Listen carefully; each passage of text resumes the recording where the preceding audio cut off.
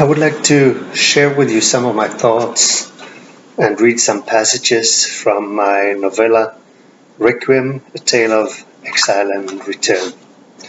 It begins like this.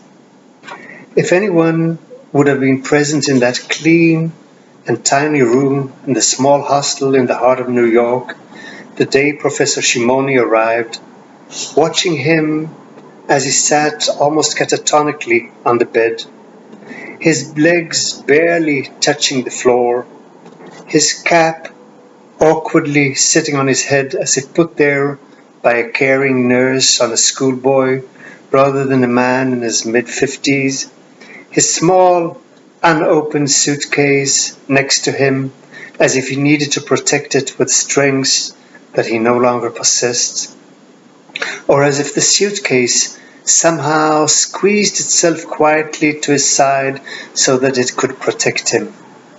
Well, if anyone would have seen Professor Shimoni sitting on that simple bed in the warm but alien room, they would have seen a picture of resigned defeat. But no one was present. Nobody was there to observe that bitter smile that held back his emotions when he thought, how ironic, this bed is hardly better than those that the Jewish agency, once upon a time, used to provide at the immigrant hostels that had been scattered around the country. Once upon a time, he repeated to himself, not sure if it was a dream or a nightmare, a fantasy, or an anxiety attack. No one was there. No, there were no witnesses. The defeat remained the private failure of Professor Shimoni. Incidentally, Eli was short for Eliezer. Eli Shimoni, Eli was short for Eliezer. However, since he had never managed to figure out if the meaning of the letters that made up his given name of his was that God would be helpful to him, or if he was to be God's servant in a scheme of contradictions that his philosophical mind could not grasp, so he had formally shortened it to Eli.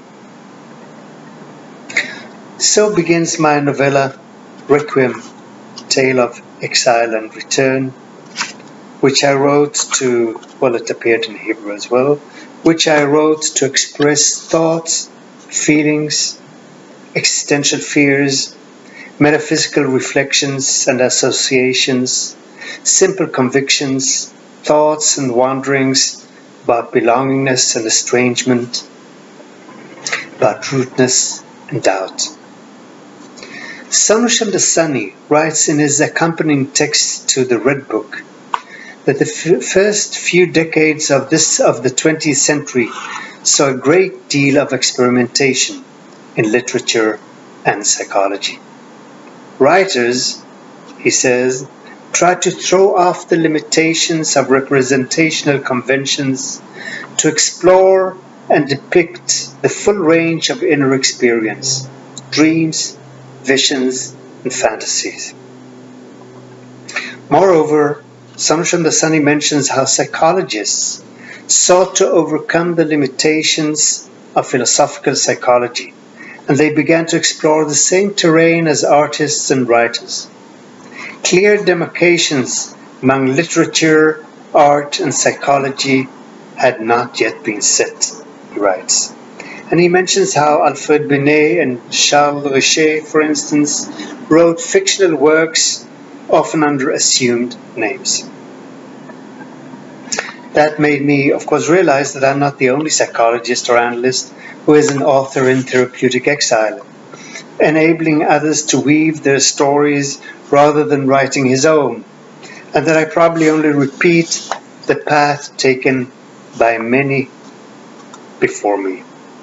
Already 100 years ago, when psychology was still young, they seem to have been drawn into writing their story. The prime example is perhaps Jung's Liber Novus. But Gustav Fechner is perhaps no less of an extreme example. On the one hand, he was one of the founders of experimental psychology, but with a pen in his other hand, hiding in the shadow behind the pseudonym of Dr. Mises, he wrote about the soul life of plants and about the earth as a blue angel. I guess that I, like most Jungians, am drawn more to the madness of the angel's soul life than to the seemingly sane reality of experimental psychology. And that is why we end up swimming in Jung's rosarium of images rather than on a Freudian couch analyzing our defenses. Since I was born in Sweden, to parents that arrived as refugees during the war, one from a family of assimilated Yekes, German Jews, the other from a Zionist family of rabbis, I'm often asked what my mother tongue is: Swedish, German, or Yiddish, English, in which I write, or Hebrew, the holy tongue of my everyday life. Usually I say I have no mother tongue, implying in a way that my mother was unable, probably due to the traumas of the war, to give me much of a tongue, and thus I mostly remain silent. However, I do believe that the images, perhaps often the images that grow under the roots of words, the image is what constitutes my mother tongue. And Hebrew lends itself very, very well to this. Most Hebrew words are based on a 3-letter root, which branches out into many objects and phenomena, so that if you know the root, you will easily understand many words that take their origin in that root. You can quite easily trace the way images develop by looking into these Hebrew roots. There are many examples. For instance, Chalom, dream, which has a connection to Achlama, healing, and takes its origin in the fluidity and the wetness of the egg and the sperm. Some of the fictitious events depicted in the novella are simple deductions from evolving realities, such as the following. Israeli roadblocks on the West Bank, which according to the Israelis had for such a long time been instrumental in curbing terrorist attacks, while they bore the insignia of humiliation and oppression for the Palestinians, were stormed by tens of thousands of civilians. While some carried weapons, there was no need for a single shot. Soldiers were just trampled down, and in most instances the blockades were removed within minutes. Israel responded by sending troops into the Palestinian territories adjacent to Ben Gurion International Airport, fearing it would come under a missile attack. The European Union sent a message to Israel that its response was out of proportion. The French foreign minister condemned Israel of committing a disproportionate act of war with negative consequences. One may think that the title Requiem refers to what at moments of anxiety and despair sometimes becomes an all too threatening assumption about the fragility of the Jewish state. Would that have been my unambiguous intention, however, I would not have borrowed from the Latin, but I would have stuck with the Hebrew and called it Kaddish. I do use requiem in its meaning of burial prayer, but a requiem for denial, for the denial of the experience, the fear, and the threats. Then requiem as well as the repose, quem as in quiet, the desire for some quiet after the hard labor of torn souls, for some human sanity on this archetypal ground, so filled both with holiness and with blood. Blood, which in mythology, of course, often makes the attainment of holiness possible. I choose it with great ambivalence, but felt that merely a tale, even a tale of exile and return, needed a definite statement, even if I then have to retract it. In the novella, there are numerous associative images of exile and of return, from Yochanan ben Zakkai, who exits Jerusalem, smuggled out of Jerusalem after the destruction of the temple in flames, to the difficulty that I have with Jacques Derrida.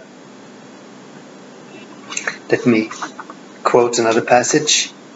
While he had no reason to be arrogant, Elie Shimoni did feel sarcastic toward the somewhat sad and futile attempts, such as Derrida's effort late in life to come to term with his Judaism.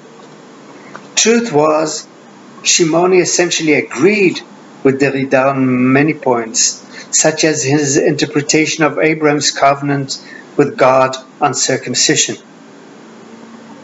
The Divine Father's archetypal scar, inflicted by generations of fathers of the flesh on generations of consentless Jewish boys, seemed to Professor Shimoni, as indeed to Derrida, to be a repetition compulsion rather than the profound internalization of memory.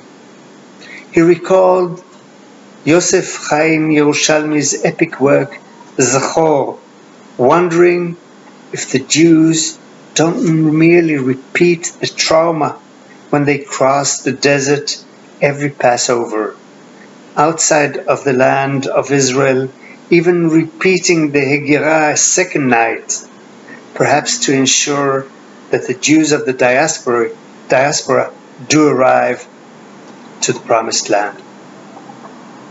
Does not compulsive repetition constitute the dangerous engine of fundamentalism, he wondered, in contrast to an enlightened process of internalized memory in order to liberate the trauma? Is this not the very opposite of that monumental cultural transition when the knife is taken out of Abraham's hand, turning the actual concrete sacrifice of Isaac into the acculturated representation by his binding, the Akedah? The knife need not actually cut in order for man to humbly bow before the transcendent image of God. Shimoni adhered to Einstein's view of God, as when he says that the religious attitude is the knowledge and emotion of a knowledge of the existence of something that we cannot penetrate, of the manifestations of the most profound reason and the most radiant beauty. And when he expressed his belief in the God of Spinoza, who reveals himself in the orderly harmony of what exists, not in a God who concerns himself with the fates and actions of human beings. Well, more than Derrida, I trust Heine, who said there was no need for him to return, for in fact, he said, I've never abandoned. And Rilke, who said it so well that we need to search for the stranger in order to find our way home. But then, even someone like Yerushalmi, who is most known for his grand opus Zachor, so preoccupied with memory in Jewish history, he would himself have wanted to take the other road. As his widow, Ofra Yerushalmi, said, Yosef felt a strong, yes, a mystical connection to the country, Israel. The story, Gilgul, the only one he ever wrote, may reveal a hidden wish on his part to have taken the other road. That's from an interview in the New Yorker. Thus, Yerushalmi himself, the historian of Jewish memory, becomes a manifestation of that common trait in Jewish history of failing to take the other road which paradoxically leads the way home. There are several riddles in the story. Some are rather obvious, such as the protagonist being the author's alter ego. My middle names happen to be Shimon Eliezer, from which we have Eliezer Shimoni, and his infinite shortening of his name until almost nothing remains, since taking out God, El, from Eli, the I that remains is not even a capital I that could serve as an ego identity, or the ES of his initials hardly being an S in German, it, which Ernst Jones transformed into the pseudoscientific id. An ES are obviously the initials not only of the author's alter ego, but of the author's initials himself, which in Hebrew is pronounced Ish, which is the word for fire. And the little I is not only a non-capital remaining I or ego, it is also, and no less, the mathematical symbol for the square root of -1, a purely imaginary number, inexpressible and non-existing as a real number. As David Lindorf writes in his interesting book on Pauli and Jung, it has no meaning in the real world. Yet, without it, mathematics and physics would be incomplete. The same thing could be said about the unconscious. Without it, the psyche would be like the field of real numbers, deprived of a dimension. In Pauli's active imagination, the so-called Meister introduces the I ring with the words transformation of the center of evolution. And just to bring the pun into infinite absurdity, from the German S, as I said, we got the popular id. So S equals id, which used as letters in Hebrew, Yod and Dalet, is Yad, that is hand, and Es plus Es, which are the initials both of the author and his alter ego protagonist, id plus id, hand plus hand, or hand in hand, which is Yedid, which is friend in Hebrew, here meaning the alter ego, or rather the friendly internal alter id, which of course should not be confused with what the Yiddish speaker would call an alter id, an old Jew. Other riddles and reflections are less idiosyncratic. Some are more metaphysical, pertaining, for instance, to the existence of time and the stolen clocks from the Museum of Islamic Art about predetermined fate versus destiny and free will and determination. One of the questions I did not raise is if the people at Amazon read all the 8 or 10 million or so books that they sell. Requiem is categorized as contemporary fiction, fine, but I was surprised that it's also categorized as metaphysical literature, which might mean that someone at Amazon not only took a look at the book, but even read it. The very term metaphysics is one of the curious enigmas in the course of human history. The editor of Aristotle's work, Androneus of Rhodes, placed the first philosophy as the books that came after physics, which Latin scholiasts thought meant the science beyond the physical. Personally, I'm certainly more inclined to the speculative metaphysical reflection on the world than evidence-based empiricism, which, as we know from medicine, sometimes cannot be completely trusted. However, I do admit that I would not like the car I drive or the plane in which I fly to be built solely and entirely on metaphysical speculations. Maybe I should mention here what I understood to be the airplane metaphor for the self, for the Jungian concept of the self. My son-in-law found a book from the 1970s in which the construction of paper planes is described. In the introduction, the author describes how airplanes take off. The wind that hits the wings is split, so that one part goes under the wing, the other above the wing. But since the upper side of the wing is bent, the air above it has to travel further, longer. Since, as the author describes, everything in nature searches to reunite, well, here comes Eros, the air above the wing needs to travel faster. The air becomes thinner, and thus the weight under the wing is heavier, since the air is more dense under the wing than above. To me, this is the simple way the archetype of the self, in its capacity to unite the opposites, works.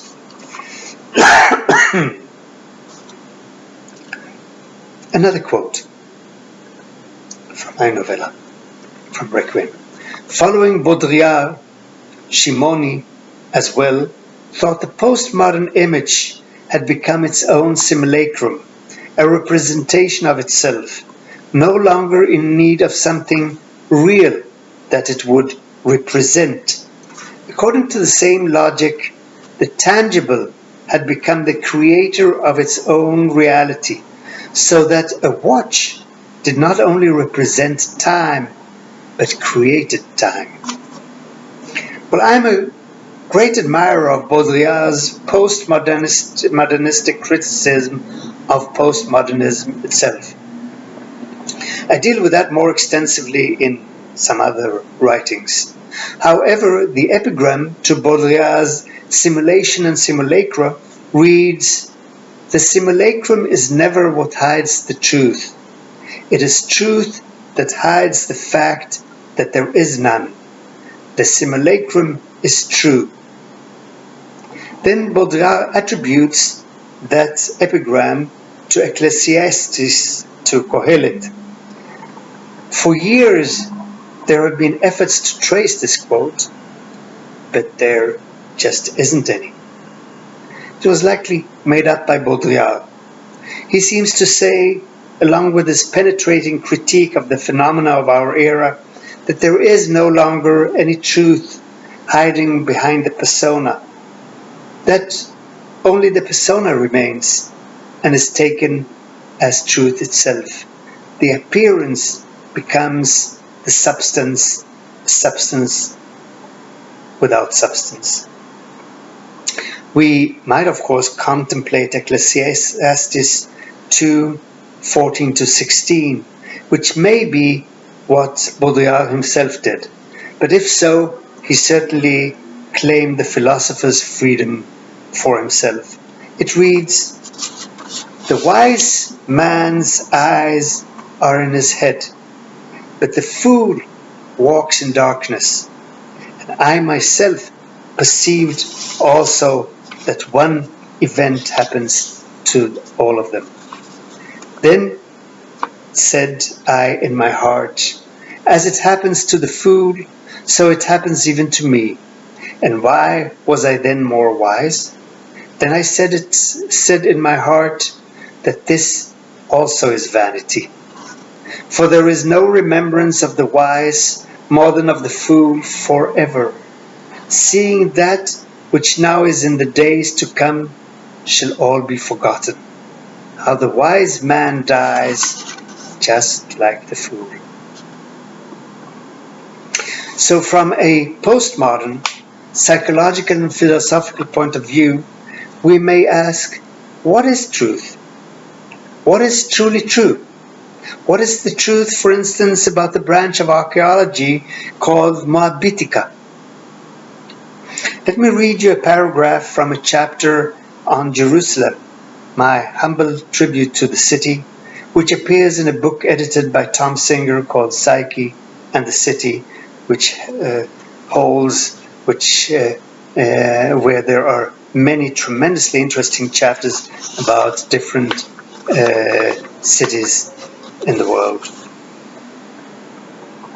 Squeezed between the old and bustling Jaffa Road, with its mixture of shops, restaurants and marketplace, hooting buses and mixture of crisscrossing pedestrians, and the ultra-orthodox Mea Shearim, 100 Gates, quarter creeping up from behind, the graceful house of Anatico with its garden of olive trees and pines seems to hide away. It seems as if the house does not want to fully reveal itself, comfortable in its seclusion, trying to remain untouched by the surrounding noise and distractions of every day, set apart in its deep and not so holy secrets, such as the antiquity dealer Moses Wilhelm Shapira, who was born in 1830 and died in 1884, who lived in the house a century and a half ago, at a time when the renewed interest in the Holy Land began to breathe life into its archaeological artifacts. The discovery of the Moabite stone, followed by clay figurines, vessels and coins that somehow turned up in Shapira's well-respected antiquities shop, gave rise to the new scientific field of Moabitica. He attempted to sell the earliest text of Deuteronomy ever found to the British Museum at the price of £1 million. Shapira ended his life with a bullet to the head in Rotterdam shortly after it was disclosed as forgery, probably fabricated by his associate Salim Al-Kari. Yet, the Shapira parchment fragments bear some resemblance to the Dead Sea Scrolls. It seems as if 70 years before their discovery, the dubious forger had in his mind conjured up the caves at Qumran. Religious imagination and archaeological evidence, history, tale and legend mix and merge like Uqbar and Qumran in the enigmas of Jerusalem. Well, while the authenticity of the scrolls discovered in 1947 in the caves at Qumran, close to the northwestern shores of the Dead Sea, has been proven, Uqbar and the civilization of Tön is a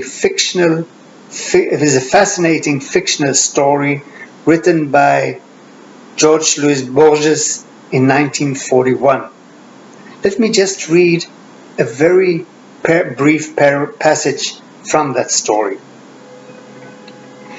It is no exaggeration to say that the classical culture of Tlön is composed of a single discipline, psychology, to which all others are subordinate. I've said that the people of that planet conceive the universe as a series of mental processes that occur not in space, but rather successively in time. Spinoza endows his inexhaustible deity with the attributes of spatial extension of thought. No one in Tlön would understand the juxtaposition of the first, which is typical only of certain states, and the second, which is a perfect synonym for the cosmos. Or, to put it another way, Space is not conceived as having duration in time.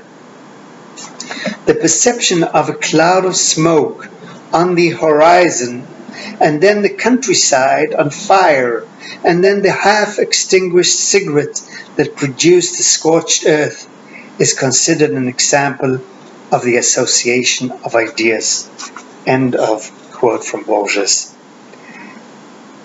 Well, I'm not going to tell you how the story I'm telling in Requiem ends, but there is a direct line between the covenant of Abraham, the near sacrifice of Isaac, the abyss of despair, and the sense of commitment. At the beginning of the story, E.S. visits the place of no hope.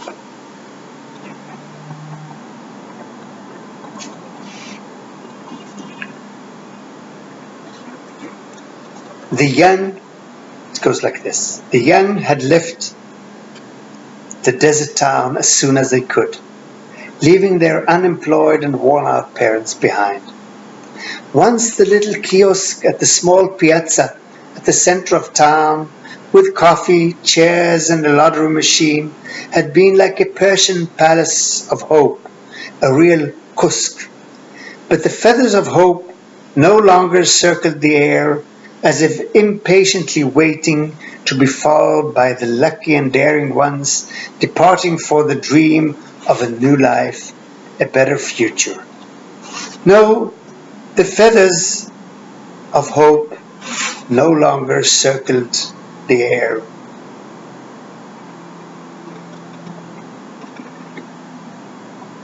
No, they had all fallen to the ground. The shaft had lost its barbs. Even the feathers had lost their hope.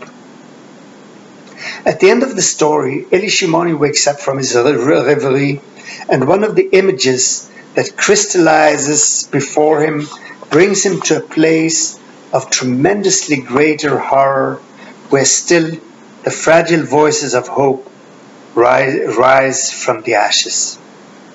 The remarkable picture of the Sabbath evening service in Bergen-Belsen, a few days after liberation. While the dead and the dying still lie on the ground, the barely living survivors let their voices rise from the ashes into divine hope, singing Hatikva. A remarkable recording was made in the German concentration camp of Bergen-Belsen. Survivors of singing Hatikva at Shabbat services on April 20th, 1945.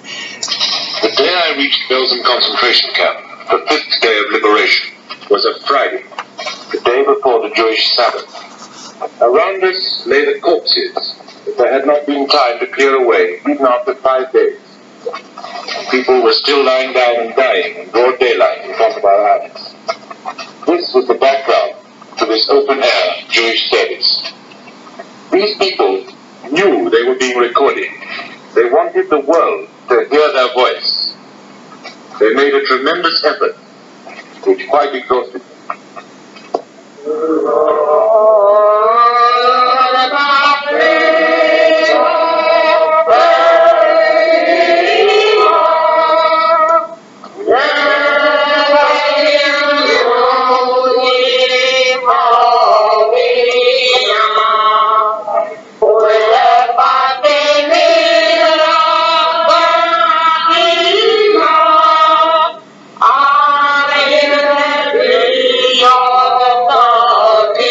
Yeah.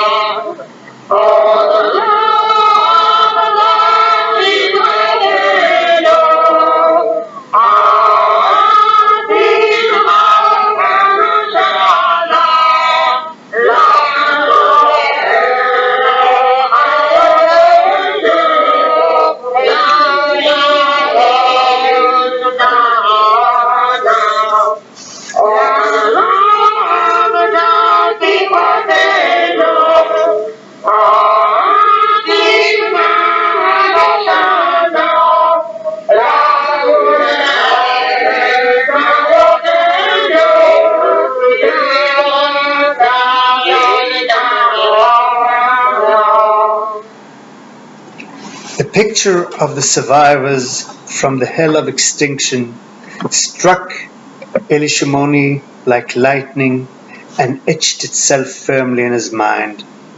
Their voice, singing in unison, streamed through his pulsating veins. His heart beat faster and strongly. He realized that the course of history changes in a single moment, and with a sense of urgency, he knew he had to raise his voice against denial and demonization, the axis that uncannily linked the one truth of fundamentalism with the intolerable tolerance of evil. He knew he needed to turn what seemed like predetermined fate into the destiny of vocation. He had to respond to the call of commitment. Consciousness, in contrast to denial, creates commitment. While the manifestations of consciousness are many, the expression of one's vocation remains individual. He recalled the words of Ben-Gurion that in Israel, in order to be a realist, you must believe in miracles. Was Israel not the miraculous realization and the triumph of the spirit of life, hovering over the primordial abyss, he said, in a loud and determined voice, adjusting the microphone. And as the lights were turned on, he felt himself emerging from the shadow of catatonia and could begin his lecture. Thank you.